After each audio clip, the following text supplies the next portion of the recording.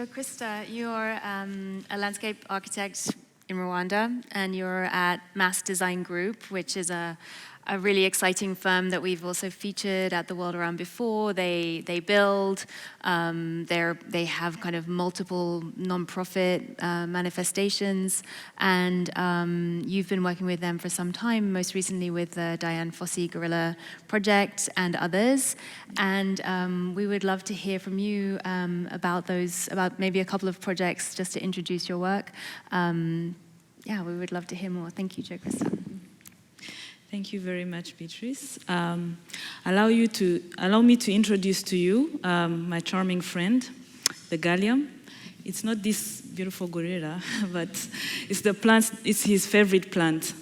So this Gallium renzoriens is a very small vine that grows in the Volcano Park, in the Volcano National Park of Rwanda, and it is also known as Rukararambwe in the Kinyarwanda. And as some of us may know, volcano population has doubled thanks to conservation efforts. Unfortunately, the gallium is dwindling in the park by 40%, and that's affecting the gorilla and their food supply. So I joined Mass Design Group in August of 2020 as a site landscape architect on the construction of the Ellen DeGeneres campus for the Dian Fossey Gorilla Fund. And the Dian Fossey Gorilla Fund is an institution that promotes the conservation, the protection, and the study of gorilla and their habitat. And at Mass, we designed their new campus, and we were trying to recreate the ecologies that we find in the park. So when I joined the Mass, my task was to source, propagate, and plant 120 native species.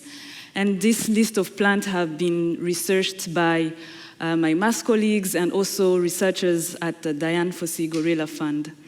By trying to recreate the ecologies that we find in the park and in the gorilla habitat, we're also trying to understand in the future projects like reforestation projects, what will it require? So that's 120 native plants I'm talking about. We couldn't find them or purchase them in any nursery in the country. Each one of these plants has to be sourced by local community naturalists who knew their Kinyarwanda name, even though we had a list of Latin names, so it was a little bit challenging. And coming back to the gallium, we started with trying to identify the plant. So a Google research gives us 21 pictures, but only 4 of these pictures are the Gallium renzoriens. So with the help of the scientists and the local community, we were able to identify and source it. So the next challenge became propagate it in the nursery.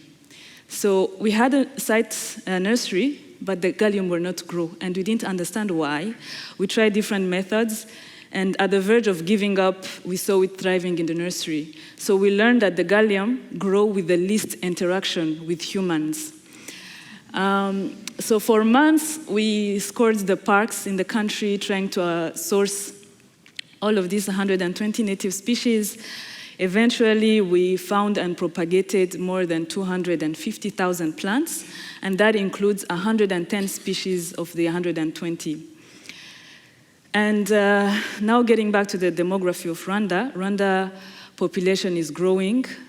It has tripled in the past 5 decades. And looking at the next, in 2050, it's planned to double again. And this has been affecting the land use, whereby 3 decades ago, 80% of the country was covered in forests and grassland, but today only 20% remain, and the rest have been converted to farming and agriculture. So this is pushing us to find sustainable ways for food production, and at the same time, trying to rewild our ecosystem, our nature. So coming back to the Dian Fossey Gorilla Fund, the 120 native species were selected in their plant communities in the park, and those plants became a key to unlock the future rewilding efforts. So by jumpstarting these plant communities in the campus, we were able to attract more native plants in the campus, brought in by birds and other animals, and probably the shoes of people who went in the park. So And this has been a key to see more biodiversity on site. So we have seen a lot of fauna, and that includes more than 52 species of birds and endemic species such as the Karisimbi tree frog. So these restoration efforts showed us that it's possible to restore our nature. And it's happening way faster than we can imagine, because all of these animals and the changes that we saw on the campus only happened in 2 years. So we can imagine what will happen in maybe 10 years or 20 years. And we believe that we can do it because we know how to do it if we decide to do so. And it doesn't happen in only maybe the northern part of the country. Rewilding is possible in every ecosystem. The other project I'd like to talk about is the Rwanda Institute of Conservation Agriculture. It is located in the southern part of Rwanda, east southern part, woodland, and this institute promotes conservation agriculture practices and at the same time train generations of students with the best practice for healthy and sustainable food sources production. In this campus, in this region particularly, one of the main issues is species that are endangered, such as the gray-crowned crane. This bird is very local to the area, but it is endangered where we have less than 1,000 left in the country.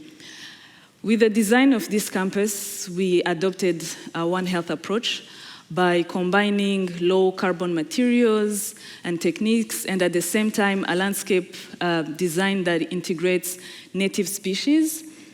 And RICA now promised us to become the first climate-positive campus in the world, where by 2040, the design of the campus will offset all the embodied carbon of the construction, making it a carbon sink from that point forward. So by prioritizing the health and well-being of human, animal, and plants, we are recreating this balanced ecosystem, and we are creating more safe space and habitat for endangered species. I'd like to come back to the Gallium rensoriens. That plant and the whole process we learned from it is a window into a system of regeneration, of coexistence, of rewilding, and creating back that balanced ecosystem. So at MAS, we have learned a lot from the research, the design, and the implementation of these new ways of working, integrative, and that are integrative of the different approaches that we have. And we have created the Abundant Future Lab, and we invite you all to join us in this rewilding efforts and this global conversation whereby we discuss how we can adopt on a larger scale the One Health approach into action. Thank you for having me.